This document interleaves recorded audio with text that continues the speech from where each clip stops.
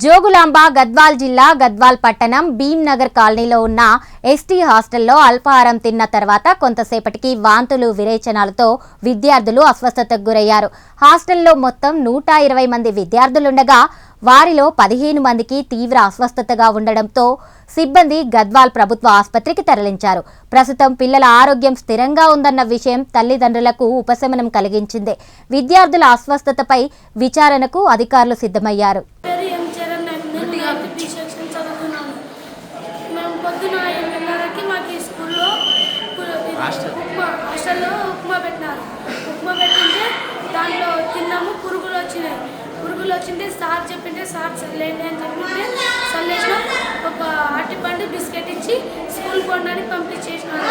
అక్కడ పిల్లలు స్కూల్లో ప్రేర్లు అయిపోయినా కొంతమంది ప్రేర్లో పడిపోయినారు. క్లాస్లో కూడా కొంతమంది పడిపోయినారు. స్కూల్ మాస్టర్ సార్ అండి ఇంకా ఇద్దరు ముగ్గురు పిల్లలకి ఇడ్లీ తినిపించి ఇంకా గవర్నమెంట్ హాస్పిటల్కి తరలించినారు. అందులో ఉప్మా చేసినారు. అందులో పురుగులు వస్తే పడేసినాం అంతే.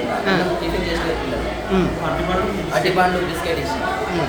తిన్న తర్వాత ఏం జరిగింది? తిన్న తర్వాత ఏం జరిగేది, బడిపోయిన తర్వాత అందరు కడుపు పడి